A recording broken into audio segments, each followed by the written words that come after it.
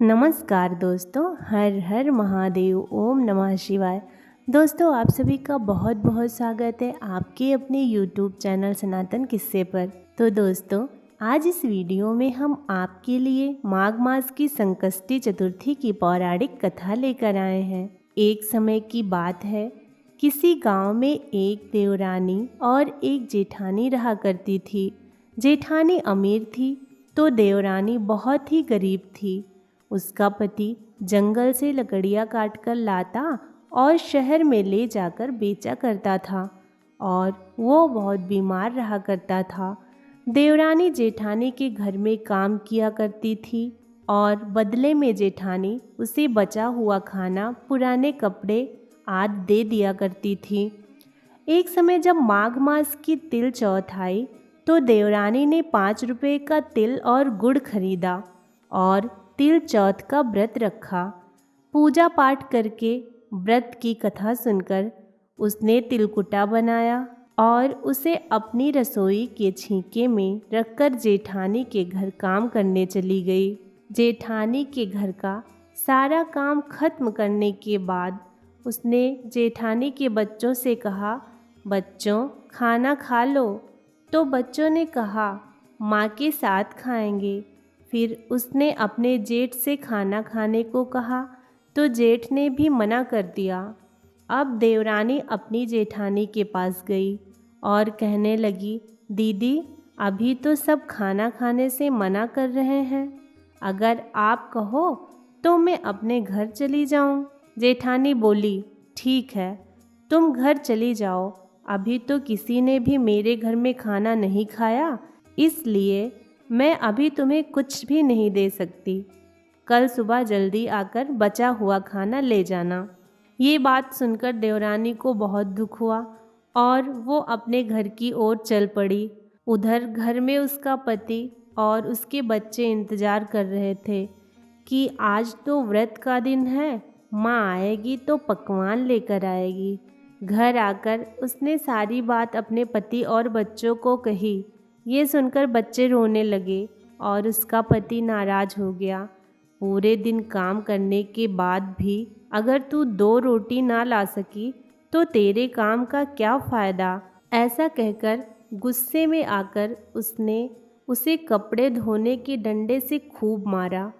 कपड़े धोने का डंडा टूट गया तो उसने उसे पट्टे से मारा। भूखी प्यासी वो बेचारी रात को पानी पीकर भूखे पेट ही सो गई। रात को उसके सपने में चौथ के विनायक महाराज आए और कहने लगे, धोब न मारी पाटा मारी, जाग रही है या सो रही है। तो वो बोली, कुछ जाग रही हूँ कुछ सो रही हूँ। गणेश जी फिर बोले, मुझे भूख लगी है, कुछ खाने को दे दो। तो वो बोली, मेरे घर में तो अन्न का एक दाना भी नहीं है, मैं आपको खाने को क्या दूं, लेकिन हाँ रसोई घर के छीके में थोड़ा सा पूजा का तिलकुट रखा है, वही खा लो। वो तिलकुट खाकर गणेश जी महाराज उससे फिर बोले, धोब न मारी पाटा मारी, निपटाए लगी है, कहाँ निपटूं। तो वो बोली, ये झोपड़ी देख रहे हैं महाराज, ये मेरी ही है, जहाँ मन करे वहाँ निपट लो। तो गणेश जी महाराज उसकी झोपड़ी में जगह जगह निपटते हैं। फिर गणेश जी बोलते हैं, धोब न मारी पाटा मारी, अब मैं कहाँ पहुँचूँ। तो वो गुस्से में आकर उनसे कहती है, ये रहा मेरा सर, यहाँ पहुँच लो। इसके बाद गणेश जी महाराज अंतर्ध्यान हो जाते हैं। अगले दिन सुबह उसकी आँख खुलती है तो वो देखती है कि उसके घर में चारों ओर सोने चांदी के भंडार भरे थे। उसके घर में हीरे मोती जगमगा रहे थे, अन्न धन के भंडार भरे थे। उधर सारा दिन निकलने पर जेठानी अपने बच्चों को चाची को बुलाने भेजती है। कहती है, कल खाना नहीं दिया तो बुरा मान गई, आज काम पर नहीं आई, जाओ जाकर उसे बुला लाओ। बच्चे दौड़े दौड़े चाची के घर आते हैं तो देखते हैं कि चाची के घर में तो सोने चांदी के भंडार भरे हैं। वो उससे कहते हैं, चाची चाची चलो माँ ने बुलाया है। वो आगे से कहती है, बहुत कर लिया तुम्हारी माँ के यहाँ काम, अब अपनी माँ को मेरे यहाँ काम पर भेज दो। बच्चे वापस अपनी माँ के पास जाकर उसे सारी बात बताते हैं। जेठानी दौड़ी दौड़ी सब बात पता करने के लिए देवरानी के घर आती है और इतना सोना चांदी देखकर वो भी चौंक जाती है और देवरानी से इन सब का कारण पूछती है। तो देवरानी उसे चौथ विनायक महाराज की कृपा की सारी बातें बता देती है। अगले साल जब माघ मास की सकट चौथ आती है तो जेठानी अपने पति से कहती है, आप मुझे खूब मारो। उसका पति कहता है, अरे भाग्यवान, कैसे बात कर रही है, मैं भला तुझे क्यों मारने लगा। लेकिन वो हट कर लेती है और अपने पति से कहती है, मुझे इस डंडे से मारो। गुस्से में आकर उसका पति उसे कपड़े धोने के डंडे से खूब मारता है।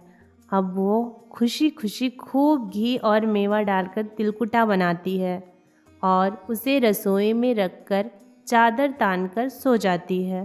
थोड़ी ही देर बाद जेठानी के सपने में विनायक जी महाराज आते हैं और कुछ खाने को मांगते हैं। तो वो कहती है, अरे विनायक जी महाराज, मेरी देवरानी के यहाँ तो आपने रूखा सूखा थोड़ा सा तिलकुटा खाया था। मैंने तो खूब घी और मेवे डालकर तिलकुटा बनाकर छीके में रखा है, वही खा लो। इसके बाद गणेश जी महाराज पूछते हैं कि कहाँ निपटूं? तो वो कहती है, मेरी देवरानी की तो टूटी फूटी झोपड़ी थी, मेरा तो इतना सुंदर महल है, जहाँ जहाँ आपका मन करे वहाँ वहाँ निपट लो। फिर गणेश जी उससे कहते हैं, कहाँ पहुँचूँ? तो वो कहती है, गणेश जी महाराज, मेरी देवरानी का तो रूखा सूखा गंदा सा सर था, मैंने तो चमेली का तेल लगाया है, मेरे सर में पोंछ लो। इसके बाद गणेश जी अंतर्ध्यान हो जाते हैं। वो सुबह जल्दी जल्दी अपना सोना चांदी बटोरने के लिए उठती है तो देखती है उसके घर में चारों ओर गंदगी फैली होती है, बहुत गंदी बदबू आ रही होती है। ये देखकर वो अपना सर पकड़कर रोने लगती है। उसका पति उससे गुस्से में कहता है, ये ले, मिल गया सकट चौथ का फल। अब वो बेचारी गंदगी को समेटना शुरू करती है। वो जितना समेटती, गंदगी उतना ही फैलती जाती। ये सब देखकर वो गणेश जी के आगे हाथ जोड़कर खड़ी हो जाती है और कहती है, महाराज जी, ये कैसी माया है आपकी, देवरानी पर टूटे और मुझसे रूठे। जेठानी की ये बात सुनकर गणेश जी महाराज कहते हैं, तेरी देवरानी ने सच्चे मन से व्रत उपवास किया था, इसीलिए मैं उससे प्रसन्न हुआ, लेकिन तू ईर्ष्या और लालच में आकर इस व्रत का पालन किया है। तब जेठानी कहती है, महाराज, मैं मेरा सबक सीख गई हूँ। गणेश जी महाराज जैसी कृपा देवरानी पर करी, वैसी ही कृपा इस कथा को कहते, सुनते और हुंकार भरते सब पर करना। जय गणेश भगवान की। हर हर महादेव।